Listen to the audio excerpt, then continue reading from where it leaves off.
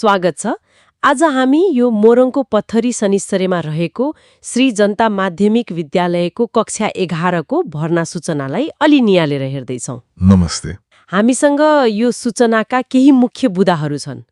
अब यसले खासमा के भन्न खोजिरहेको छ त्यसमा अलिक गहिरिएर कुरा गरौँ है त। हुन्छ, सुरु गरौँ। ल, पहिलो कुरा त विद्यालयले कक्षा 11 मा व्यवस्थापन र शिक्षा संकाय यी दुईवटामा भर्ना खोलेको रहेछ। अनि अलि चाखलाग्दो के लाग्यो भने व्यवस्थापन समूहमा कम्प्युटर साइन्स पनि सँगै रहेछ। ए हो र, व्यवस्थापनसँगै कम्प्युटर साइन्स हो। अनि पढाइ चाहिँ अंग्रेजी र नेपाली दुवै माध्यममा हुने रे। यो दुवै माध्यमको विकल्प त राम्रो कुरा हो। यसले फरक फरक पृष्ठभूमिबाट आउने विद्यार्थीलाई सजिलो पार्छ होला। हो नि, हैन? अनि त्यो व्यवस्थापनसँग कम्प्युटर साइन्स जोड्नु चाहिँ त्यो अहिलेको आवश्यकता पनि हो। बजारले खोज्ने खालको सिप भयो नि त। हो, त्यो त हो। प्राविधिक ज्ञान पनि सँगै। एकदम। व्यवस्थापनको ज्ञानसँगै प्राविधिक सिप, यो राम्रो संयोजन हो। अनि अर्को कुरा, प्रवेश परीक्षाको मिति तोकिसकेको रहेछ।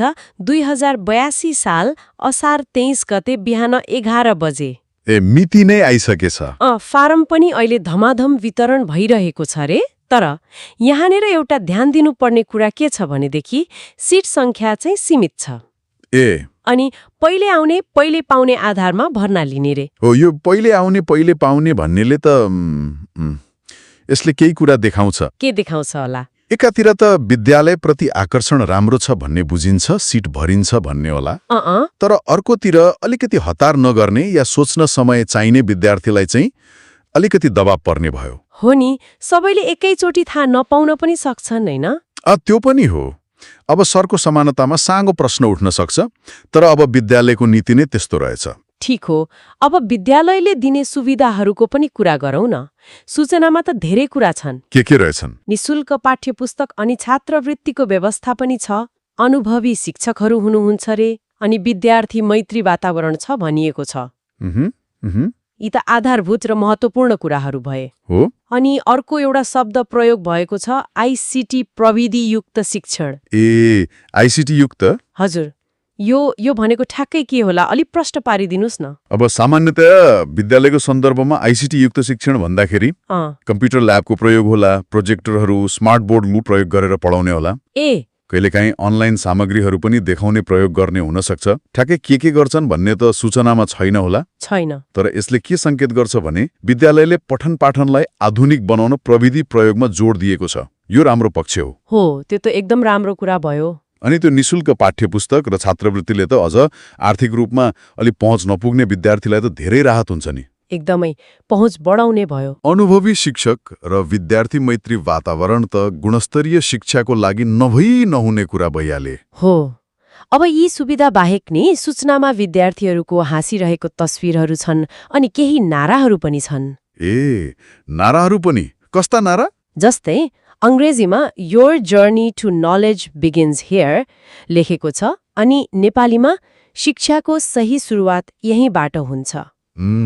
नाराहरूले त झन विद्यालयको सोच देखाउँछ नि। कस्तो सोच देखाउला त? अब ज्ञानको यात्रा यहाँबाट सुरु हुन्छ वा शिक्षाको सही सुरुवात?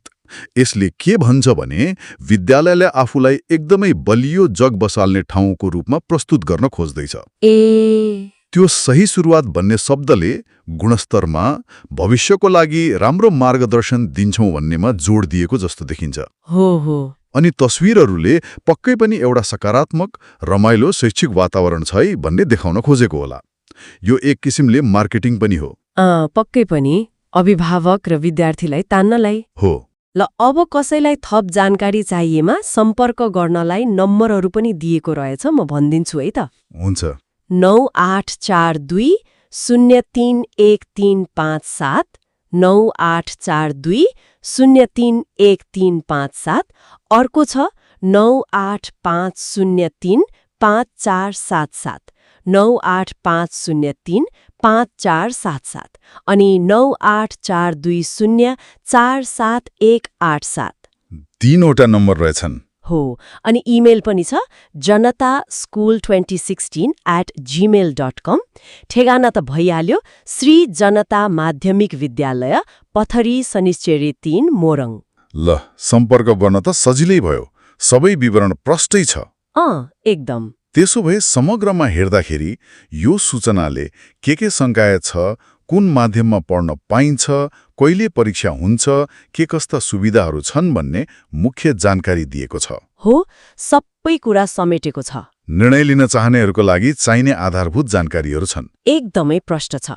तर यो सबै कुरा गर्दा मेरो मनमा एउटा प्रश्न खेलिराखेको छ। के प्रश्न? विद्यालयले यति जोड दिएर शिक्षाको सही सुरुवात यहीँबाट हुन्छ भनिरहँदा, हैन, एउटा विद्यार्थीको लागि खास गरी 11 कक्षामा प्रवेश गर्दा त्यो सही सुरुवात भनेको वास्तवमा के होला?